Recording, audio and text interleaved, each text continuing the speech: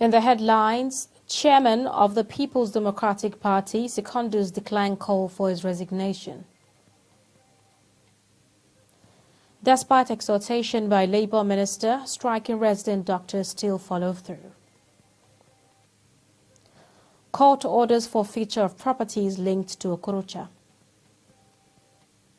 And on the foreign scene, at least 51 killed in Mali village raids.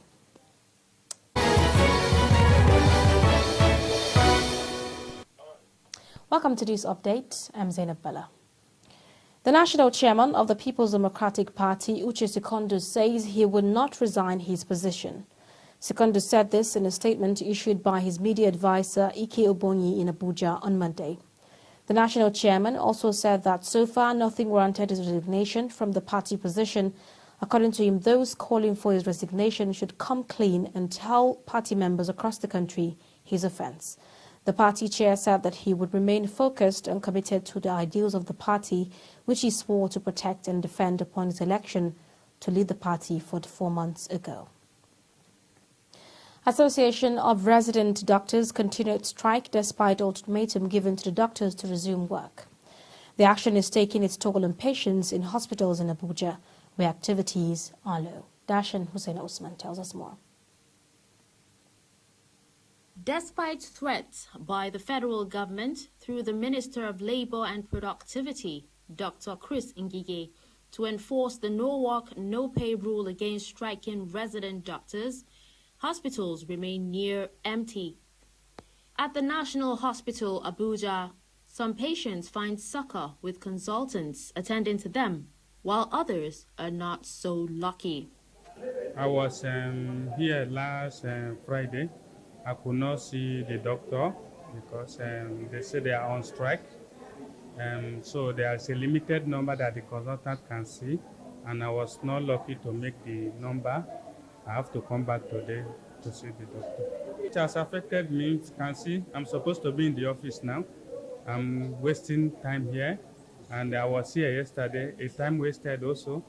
And there are many, and they have limited numbers of people the consultant can handle with the resident doctor on strike. So there are many people on the queue wanting to see the doctor. It's been very, very difficult for patients. Right now, since last week, I have been struggling to see the doctor, and quite a lot of drama here and there. Crowds trooping in every day, and it's not been easy at all. So I think I just feel that the world is struggling. The doctors should just look at the humanitarian aspect of life itself and try to just come down and meet the government midway in solving this crisis. I'm here to see a doctor. I had an appointment with her and said I have ovarian cysts. I needed to be operated on soon, and the doctors are on strike. I'm just here to try my luck. I wish the government can do something about it, because it's not just about the doctors, it's about the patients. People are dying. A lot of people are in pains. The absence of doctors leaves consultant to patient ratio at 1 to 20, and wards are now an empty room with crisp white beds and silence. President of the National Association of Resident Doctors, Uyilawa Okwahesui, has called for the sacking of Chris Ngige, Minister of Labour, Osage Hanire, Minister of Health, and Tajuddin Sanusi, Registrar of Medical and Dental Council of Nigeria, for their inability to handle the issues of striking doctors. Patients plead with doctors and federal government to come to an agreement, put an end to the strike, and restore sanity to hospitals. Dashan Husseina Usman, Trust TV News, Abuja.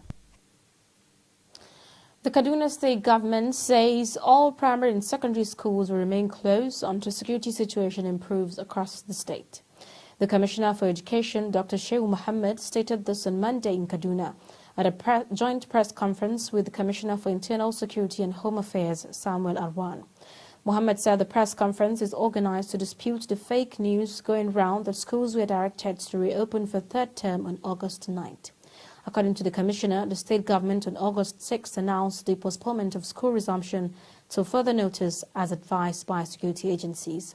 The Commissioner advised all public and private schools, including federal government schools, to abide by the directive or face the wrath of the law. On his part, Arwan said that the closure of the schools was to secure the lives of pupils, students, teachers and other stakeholders in the education sector. He said that security agencies were currently carrying out operations against bandits to improve the security situation in the state. Elsewhere, the Sarkin Fulani of Lagos, Mohammed Bambado, has urged the governors of Ogun State and Lagos to find lasting solutions to the crisis that mostly involved Okada riders, which later turned ethnic.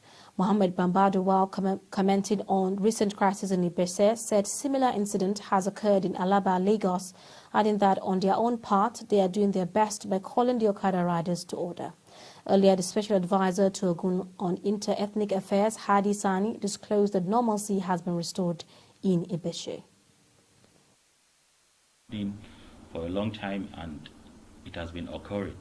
And I believe government has to do something about it. When I say government has to do something, there should be a kind of orientation, a kind of training where they can call all the parties and sit with them and educate them on how to do this business. You don't just leave them alone. People, come from nowhere and join this thing. You don't even know where they come from. And definitely you expect violence. By the instance of His Excellency President Dr. Akwabiodun, we've been able to convey a powerful delegation from the Commissioner of Police, Commissioner for Transport, myself, specializing on Ogun State Government on Ethnic Affairs, and other state dignitaries. We've been able to go down to Ibeche yesterday, see the issue with ourselves and find a way to resolve it amicably. Ogun State happened to be one of the most peaceful states in Ogun State in Nigeria. We've been enjoying a peaceful coexistence, and the mechanism put in place by His Excellency has made us to have a proactive decisions to issues that will erupt, which are necessary evil. Little crises will do come up once in a while, but we thank God we have a good mechanism to resolving it. The Lagos House of Assembly has approved Governor Babajide Sanwo-Olu's request for the state to assume full ownership of Lekki Concession Company, a privately owned company. The House made the resolution to approve the governor's request equal to the presentation of the Committee on Finance report during plenary session in Lagos on Monday. The committee's chairman, Rotimi Olo, in his presentation, said the state would become the subsistent shareholder of LCC with 75% shareholding and the Office of Public-Private Partnerships shareholding of 25% respectively. The National Environmental Standards and Regulations Enforcement Agency has sealed 12 airing industries in Kano for violation of environmental safety standards.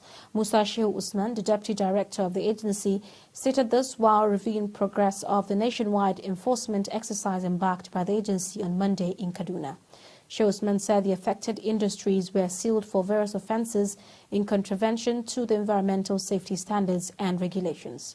He said the industries had failed to comply with standard rules in spite of several warnings by the agency, adding that the level of impunity exhibited by some of these industries posed threat to the environment. He said the affected industries will be charged to court until they show timely commitment towards ensuring effective compliance with the set regulations. Shehu Usman therefore urged Nigerians to serve as environmental watchdog by reporting facilities that carry out activities detrimental to the environment. The West African Examination Council has reopened its office in Calabar after it was destroyed by hoodlums who hijacked the ENDSARS protest on October 24, 2020. It is reported that the hoodlums vandalized cars, furniture, and certificates, among others. The head of National Office of WAEC, Patrick Orega, made the disclosure in Calabar. He maintained that the complete renovation, rehabilitation, and equipping of the Calabar office was to give it a facelift with a view to continue to render services to the people of the state. A state high court in Owerri has ordered the final and absolute forfeiture of Royal Palm Spring Hotel and other properties said to belong to Senator Rochester Okorocha and other members of his family. The forfeited properties are contained in pages 226 to 272 of the Imo State Government White Paper report by a Judicial Commission of Inquiry on recovery of lands and other related matters. According to the ruling by Justice Fred Menze, who sitting as a vacation judge, Okorocha's counsel failed to give concrete and verifiable reasons why a final and absolute forfeiture order should not be given in favor of the Imo State government.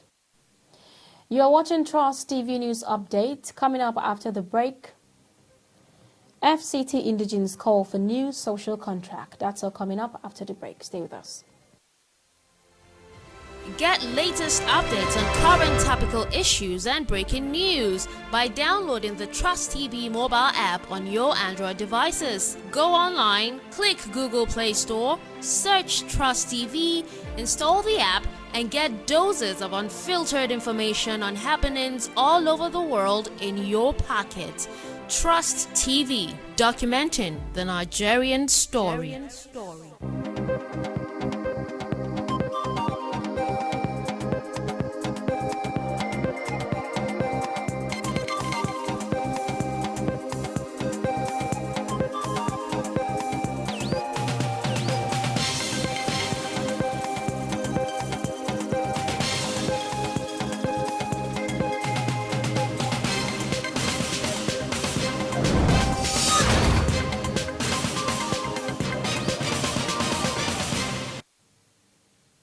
Welcome back. You're still watching Trust TV News Update. Here are the stories that made headlines.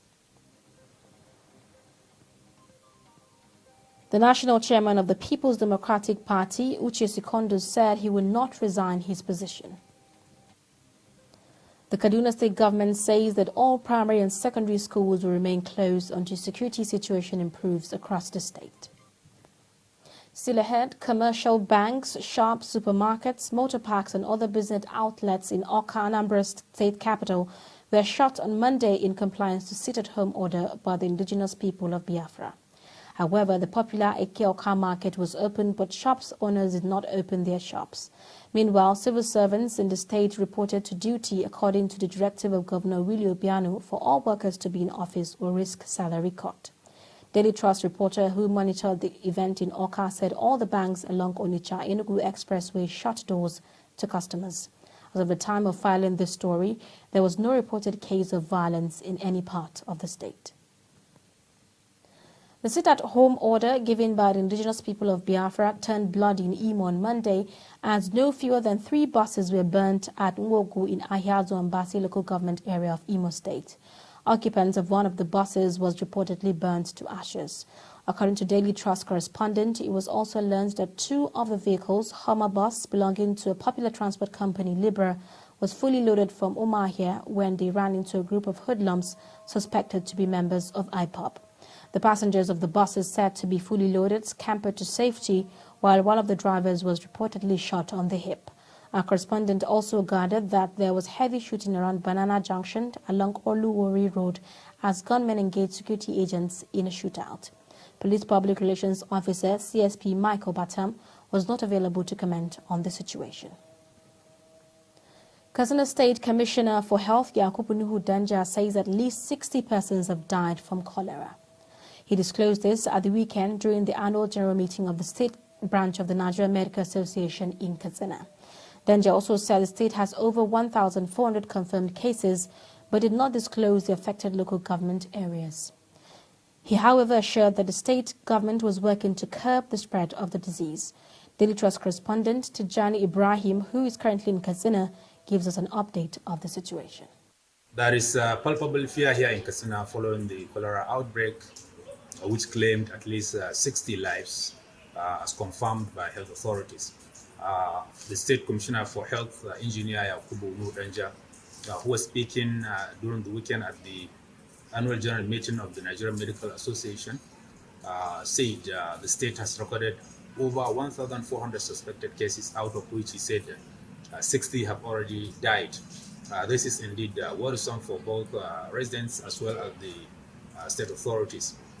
The commissioner said the state has purchased drugs for distribution to hospitals for the treatment of the disease. But he also called on residents to play their own part by ensuring personal and as well as environmental hygiene to curb the spread of the disease. In some states, such as Kano and Bauchi, inter-community transmission is active, as confirmed by authorities. And these figures in Katsina are coming virtually after 2 weeks of the report coming from the Nigerian Center for Disease Control, NCDC, that the state had 756 suspected cases with 21 deaths. So you see, within the last 2 weeks, the figures have doubled, and the case fatality rate has also risen.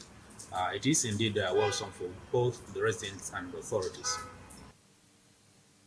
In commemoration of the 2021 World Indigenous Day, the Coalition of FCT Indigenous Associations has held a one-day program with the theme FCT Indigenous People and the call for a new social contract. Issues discussed at the event were aimed at mitigating the plight the FCT original inhabitants have faced for decades. Chijoke Okafo tells us more. All around the world, indigenous people have always had to struggle with one plight: marginalization and non-inclusiveness. It is in the light of this that the Coalition of FCT Indigenous Associations has organized a one-day program marking the 2021 World Indigenous Day celebration. Speakers at the event made desperate calls for inclusiveness in governance to benefit from the dividends of democracy. Our identity is fading, and we need to work and tell the world that we have identity. That is the beauty about today. If people don't know, people should know that FCT, there are people there and people are still there. And there are a lot of communities that have not been resettled. We need just commitment and sense of belonging, because we have no another home more than FCT. Some people call us stateless Nigeria, but I tell you, I will not take that. And inshallah, as time goes on, we'll get the second tier of government. The struggle has been very difficult, but we're moving one step at a time. The last 5 years were not recognized like this. The last 5 years, people didn't even know about the indigenous people of FCT. Because in the last 5 years, we started celebrating this. So I tell you, we've been marginalized, yes, but we are really coming out of it gradually. I think with the new constitutional review we're having now, if really passed into law, will give us an appropriate place in the system. Professor Matthew Sunday Dada, the keynote speaker at the ceremony, made strong assertions concerning the discrimination indigenous people have faced in the FCT, while calling for stringent measures to be taken to address the issues.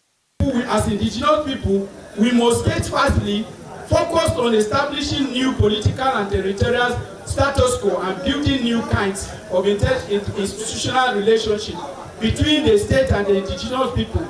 We should also insist on making the right of indigenous people of FCT a priority. It must be a priority that there must be a policy that protects the rights of the indigenous people. Otherwise, if there are no rights, if there are no policies on ground, we continue to face this marginalization. We continue to face this discrimination of different kinds. Also present at the event was Honorable Abdullahi Adamu Candido, the Executive Chairman of the Abuja Municipal Area Council, AMAC. He also lends his voice to the struggle of the emancipation of the indigenous people of the FCT. I don't see myself in FCT as belonging to too much political parties. I see myself as an FCT person. If you see yourself in APC or PDP as a person or as a political party, you are only deceiving yourself. Our political party is FCT. Political parties are just tools that we use to get to office. But the main political party of FCT people remains FCT, Federal or Abuja people. That is all. That is our political party. And that is the party that we're supposed to come together, irrespective of whatever shade of opinions, whatever is our difference. Bagi, Bari, Wandera, Gade, Koro, Ganaganat, and what have you. We are one people. The UN Declaration on Indigenous People states that indigenous peoples and individuals are free and equal to all other peoples and individuals and have the right to be free from any kind of discrimination in the exercise of their rights, in particular that based on their indigenous origin or identity. Indigenous peoples have the right of self-determination. Chijioke Okafor, Trust TV News, Abuja. And in business, the price of cooking gas has risen by more than 60% since early December last year on the back of the recent devaluation of the naira and lingering inadequate domestic supply of the fuel. A cross-section of Abuja residents show their displeasure over the hike. Trust TV's Nafisa Abdullah has more. The price of liquefied petroleum gas, also known as cooking gas, has skyrocketed to a record high of 500 naira per kilogram amid high unemployment and poverty levels in the country. However, some residents maintain that cooking gas still remains a preferable alternative. Where I used to buy gas, it was about 19,000 thereabouts. But now I came and it says to fill up this one is about 21,200. So I mean, it's a huge change because things are supposed to be coming down, not increasing. So if it's going up, it means there's a problem. Then I think we normally buy 3.5. Then this 12.5 kg. But now I came with, let's say, 4,000 naira, but I had to double 1,300 naira. That's 5,300 naira. I don't know why. We have no option rather to buy it like that and use. But at least if the government can do something, it will be better for the masses, please. I cook food for sale, and I cook in large portions. It is not possible for me to cook such amounts of food using gas as it would not be sufficient. So I only use the gas at home for my personal consumption. The last I bought was 4.9. Today now I came, 12.5 is 5.3. So you can see there is an increment of about how much? 4.9 to 5, that is 400 naira just at a go within a period of not up to 4 weeks. Despite the hike of cooking gas, some Nigerian residents continue to purchase cooking gas as they consider it a better and long-lasting option compared to other sources of cooking energy. Nafisa Abdullah, Trust TV News, Abuja. And on the foreign scene, a district administrator on Monday said over 51 people were killed as Islamist militants raided 3 villages in central Mali near the border with Niger. According to a note from the Asango district administrator to the governor of Gao region, Utagona, Karu and Uteguef towns were simultaneously attacked around 6 p.m. on Sunday. The note added that houses were ransacked and burned to the ground and herds of livestock carried away. No group has taken responsibility for the attacks. Mali's army spokesman, Kano Suleiman Dembele, confirmed the attack but gave no further details. Taliban militants have taken control of another provincial capital in northern Afghanistan on Monday, the 6th to fall in the past 4 days. According to Provincial Councillor Raz Mohammed and 2 lawmakers representing the province in the parliament, the insurgent group captured the main government facilities in Aibak city, the capital of Samangan province. It is reported that pro-government forces abandoned the city after the central government failed to send reinforcements and airstrikes to support them. Mabora Amat, one of the lawmakers, explained and added that the forces had lost their morale. Another lawmaker from the constituency said that some 300 fresh soldiers will be deployed to push the Taliban back from Aibak. And in sports, Bayelsa government on Monday said it plans to declare a public holiday in the state in honor of Bayelsa Queens and Bayelsa United following their emergence as champions of the men and women's competitions of the AITEO Cup. According to a statement by Dubara Atasi, media aide to Bayelsa Deputy Governor Bawe Diri, Atami made this known when he visited players and officials of Bayelsa Queens and Bayelsa United in the team's camp in Benin City shortly after their victories. Diri, who was represented by his deputy Lawrence Uwarajapo, praised the achievements of the teams. Now, despite the conclusion of the Nigeria Professional Football League season last Thursday, there is uncertainty about which teams are qualified to represent the country in continental football competitions. Sports analyst Abdul Aziz Ibrahim tells us more.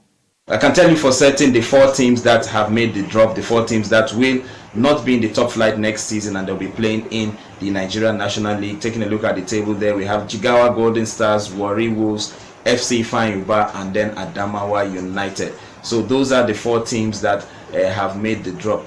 Now there's no controversy there, but there's a bit of controversy at the top of the table, and we're telling you that we're waiting for the final verdict from the Nigeria Professional Football League. As you can see at the bottom part of that table, they have said that the final ratification pending on the decision by the NFF Appeals Committee as per the Jigawa versus Rivers case. Right now, of course, you can see that on top of the log we have Akwa United already confirmed as the league winners with 71 points after 38 games, and they were already confirmed right from match day 37. But what other 2 teams will emerge from this table as the second and third team is the bone of contention right now, because you can see Eimba there with 66 points, Kwara United with 65, Nasarawa also with 65, Kano Pillars with 64, then Rivers United with 63 points. Why we are waiting for the verdict on the Rivers case is that there's an outstanding 3 points which could come to Rivers United if the verdict is in their favor. So Rivers United will move up to 66 points, and if that happens, it means that Rivers United will come into second, and then Eimba will move to third, and then Kwara United will be out of it. So the top 3 teams now will be Akwa United, Rivers United, and then Eimba, which means that Eimba will be one of the teams representing Nigeria in the CAF Confederations Cup. So we'll just have to wait for later today. We'll be sure that the Nigeria Football Federation will have to tell us which 4 teams have qualified to represent Nigeria at the continental assignments, which is fast coming. As I can tell you, today is the deadline day and it can't go beyond today. The NFF will have to tell us their final verdict. Well, that's it on News Update. Don't forget to follow us across all our social media platforms. I'm Zainab Bala. Thank you for watching.